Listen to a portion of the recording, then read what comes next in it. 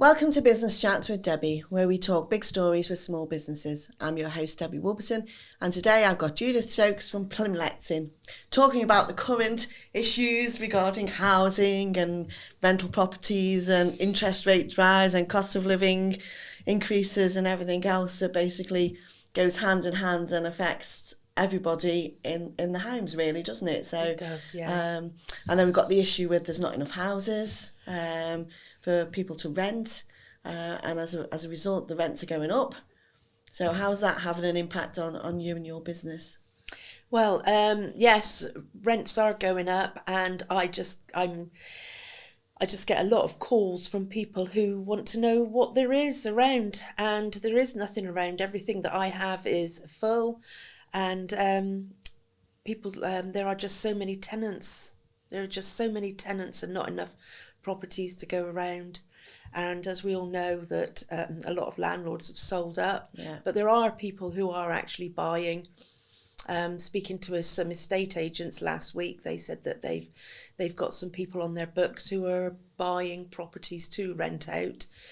So there are other properties that are coming up. Coming through from somewhere. Well, it is, yes, yeah. Yeah, because I know one of my friends, his daughter's over at University in Bath, and they basically sold, because through COVID, because they weren't having the students in, and because quite a lot of them stayed at home and were doing it online, quite a lot of the people who were letting out student lets sold up and basically sold the properties up. So there's a decline in student lets as well, isn't there? Well, it is. I mean, it's like any business. If you haven't got the income coming in, you just can't sustain the property and the actual business. Yeah. So, because it's just, well, it's in the news all the time about housing market and the interest rate rises, cost of living, because it's getting to the point where rents used to be seen as a cheaper option for people to get on the property ladder. It's not a cheaper option anymore, is it? Because you can be paying sometimes more in rent than you are actually paying in a mortgage.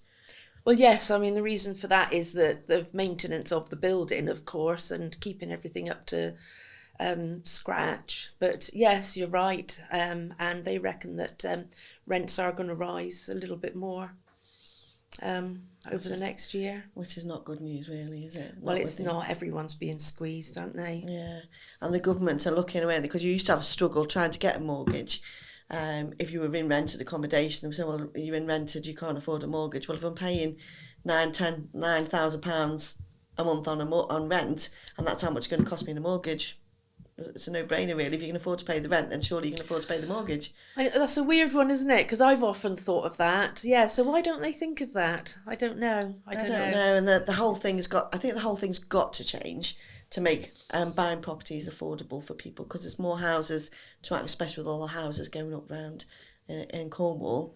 Yeah, there is a lot of houses going up that people need to be moving away from needing rental properties to actually to getting on the housing market and buying their own. But then you've got the interest rate rise, haven't you? So that's it. Yes, yeah. It's a double-edged sword, really, isn't it? Yes, yeah.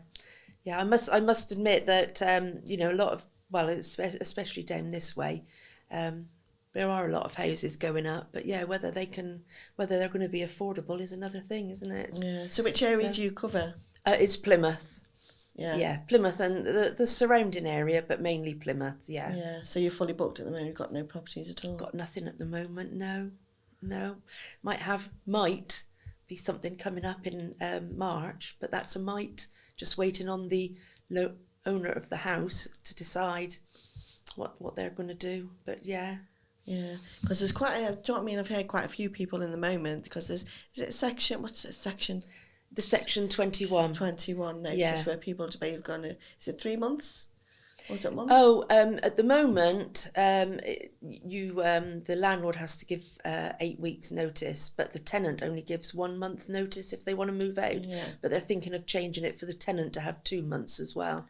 But they're thinking of, it seems to be going through to abolish the Section 21, which is a no-fault eviction, but they will put other things in place. Landlords will still be able to sell their houses,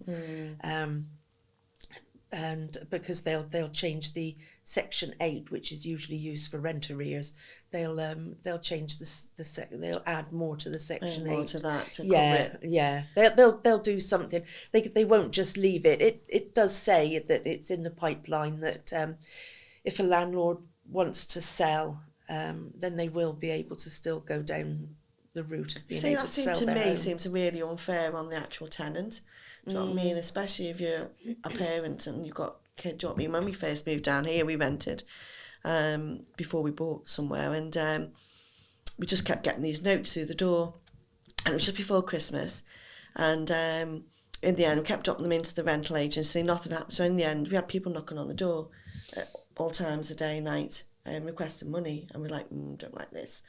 So we opened up one of the things. It was basically we were getting evicted. Well, the landlord was getting evicted because he'd never told the mortgage company that he'd rented the property out, and he hadn't paid his mortgage for months. We were still paying the rent every month. Yeah, wonder what he was doing with all that rent money then. Yeah, yeah, if he wasn't paying the mortgage. It's naughty, but yeah, that's one of the reasons for this big reform. Apparently, it's about 12% of bad landlords, and that's why this is going through. Yeah, which does affect something like 1.6 million people. Yeah, which is, a small 12% is a small amount, but 1.6 million is quite a few people. It is. I mean, we had 2 young children at the time, and it was just before Christmas, and it was like, we need to find somewhere quick. Yeah, and it was at the same time where do you know what I mean? Properties weren't that readily available. Lucky enough, we managed to find one quite quickly to move into, but. Yeah, it was a bit of a shock just before Christmas to find out. It is a big upheaval, isn't it? Yeah. When I rent places out, I do say to them, I'd like for you to make this your home, because I don't want people staying for 6 months and then moving on, because it all costs money. Yeah. It costs money for me to advertise, to get the place cleaned up. The time as well. So the longer they stay, the better, really. Yeah, so hopefully the government will get something in place, equal protect. Well, it needs to be equal protection, doesn't it, for the landlord and the tenant? Yeah. I think a little bit more on the tenant side, especially if they've got to try and find a no problem tenants, because at the end of the day they've got to try and find somewhere else, haven't they? In the current climate, it's near impossible, really. Yeah, there is something else that's being brought in, obviously still in the pipeline, like a lot of stuff. It's something to do with I've only recently heard about it, how to transfer deposits across. So that instead of when somebody leaves, they don't leave with the deposit follows on later.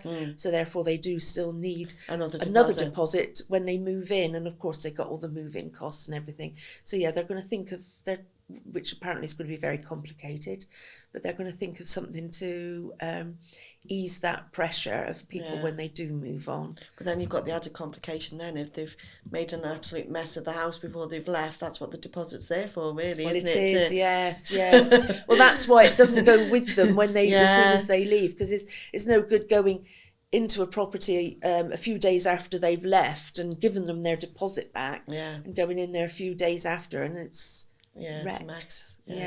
Yeah. So quite a few things to think about there. Thank you so much for coming in today. It's been an absolute pleasure. And it must be an absolute nightmare. It just seems to be in waves, doesn't it? It's working its way through waves, mortgages, interest rates, rental properties. It just seems to be in that sector at the moment that we're having all the issues. It's been all thrown at us all at once. Yeah. Yes. Thank you so much for coming in Debbie. Today. Thank you. And that's my podcast today. Thank you very much for listening, and I will see you next time. Bye-bye.